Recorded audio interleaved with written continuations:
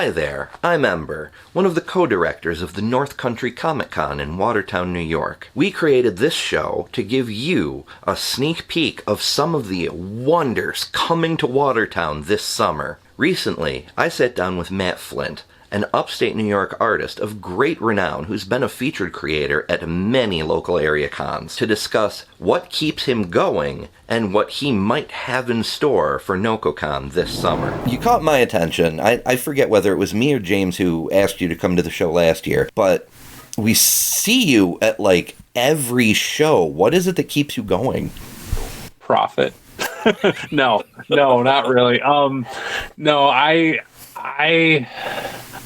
There's something about doing a show, and it doesn't matter if I did, like, if the show was a good show for me or a bad show for me, where I come out of it and I have more motivation than I did walking into it. And to me, that's kind of like its own, like dopamine rush. I do love being there for the community, the Comic-Con community, the quote unquote nerd community, if you will. I don't like to pigeonhole people like that, but I like seeing people pick up my artwork and it have an emotional like effect on them. Like they're like, oh, this is cool. That means I did my job.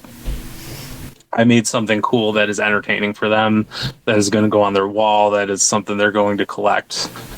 To me, that is awesome. You're running your own comic book now, or working on it, or so it's not my own. It is owned by my buddy Griffin, and the writer is Casey Bacher.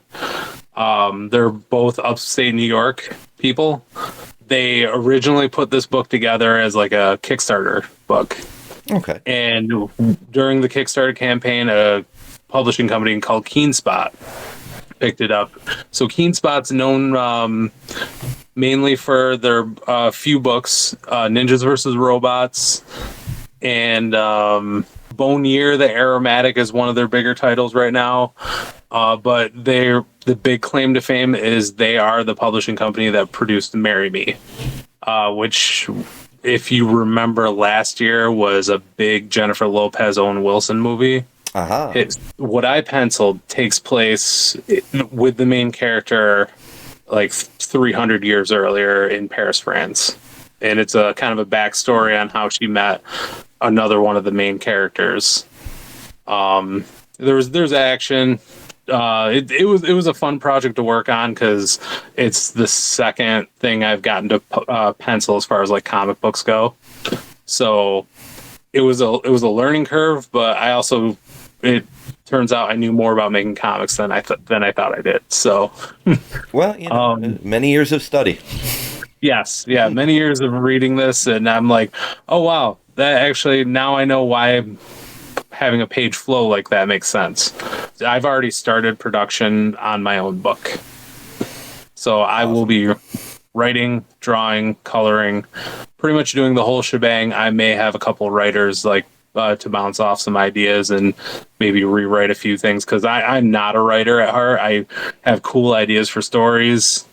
I think they're cool. That's kind of a dream for a lot of people who grew up reading comics, enjoying the stories, and starting to see the first batches of the early superhero movies. How is it that you managed to, start doing it? Like, it's the sort of thing that a lot of kids dream of, and you're actually doing it. So How does that happen? So, I mean, I guess in a lot of ways, I view myself as any other, like a normal person doing this. I had the dream. I think the biggest thing of this is you just got to kind of figure out where you're going to wedge yourself into this world and just start doing it. Like, stop questioning on whether if or not you can, just do it. Like, you may not know everything you need to know about making a comic book, but you're going to learn along the way. So just start, even if it's start sketching, start writing out your outline of a story, maybe do a little bit of research on what it takes to start, not what it takes to finish, what it takes to start. And that is your starting point, or one of those things are your starting point. Just kind of do it. And I never knew that you could actually just be an artist for a living. I thought that was just kind of a pipe dream that everyone had. And then I'm going down to flea market Comic Cons down at the F Shed, and I'm like, what is going on? Like, and I see people that are 8 years younger than me setting up selling their artwork, and I'm like, why am I not doing this? So, shout out to a few local artists that didn't know they inspired the art of Matt Flint. I walked out of there mad at myself because I wasn't doing it. So that's kind of how I started. I was mad at myself, and I started setting up at shows, and then I realized, oh, I can make my own comic book. I could maybe do a Kickstarter. I could be a cover artist. Like, you have to open up those doors of possibilities yourself. And that also seems like a daunting task, but it's about talking to people. It's about, again, mostly just doing it. I also love this stuff too. So I like to collect. I like to support art. I like to buy artwork myself. And you can see some artwork behind me. On my PC, here's my cover for Quintara Stone number 3. But I got like I got Star Wars posters, I got anime posters. Behind me, actually, I'll show you, this is my giant pop wall.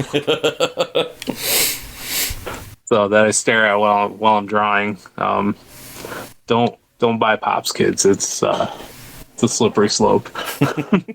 One of my favorite things is seeing a little kid get excited when they see people in cosplay, or people or their favorite characters. They get super excited, and it's so awesome to see them get excited about this stuff. I'm excited to be a part of the show, bring the image once again to the show. I'm still formulating the idea, because I want to make this like I'm always have this complex where I got to do better than the previous year. So yeah, I'm like, all right, what am I going to do to knock this and do like a home run? I don't know if I can talk about what it is.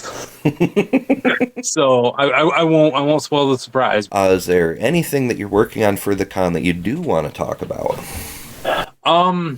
So last year, one of my best pieces was to breathe new life into one of my old Teenage Mutant Ninja Turtles pieces. Mm-hmm. And I made a limited print of it. It actually sold out very quickly. So this year I want to bring a slew of new stuff. I'm going to be working on some new Star Wars pieces, in relation, new Ahsoka piece. I have a lot of stuff planned.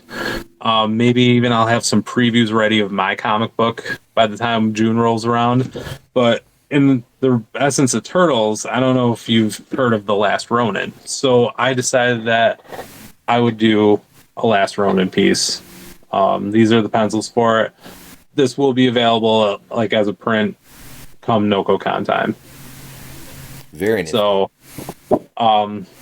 there's going to be that. I have a few other ideas that are still in the work. I'm going to bring some new stuff, maybe a few new stickers. But I would like to see most of my table be new. If you're 21 and over, come check out the drink and draw. We even had the Red or Panda Red come down and hang out with us at the drink and draw this last time. Mm-hmm. So you never know who's going to show up at the next drink and draw. It's a lot of fun. If you like drinking, you like drawing, it kind of goes hand in hand. So yeah, that was a big hit at the after party last year. Yes, it was. Obviously, people should come see you at Nococon, but until then, where can they find you? If you go to theartofmattflint.com, it will take you to my link tree currently, and you will find all my socials. Facebook at The Art of Matt Flint, Instagram at The Art of Matt Flint, Twitter at Art of Matt Flint, and I believe also on TikTok as well. So you can find me all there. You can always email me, theartofmattflint@gmail.com. Any of those work to get a hold of me. Just don't call me at 8 o'clock in the morning. Fair enough. Thank you for taking the time. Yeah, definitely. Thank you. Thank you all so much for watching. Please take a moment to hit that subscribe button because we have many more interviews with other guests and featured creators coming up in the weeks ahead as we count down to the opening of Nococon 2023. Tickets are already on sale, so be sure to get yours now, and we'll see you this June.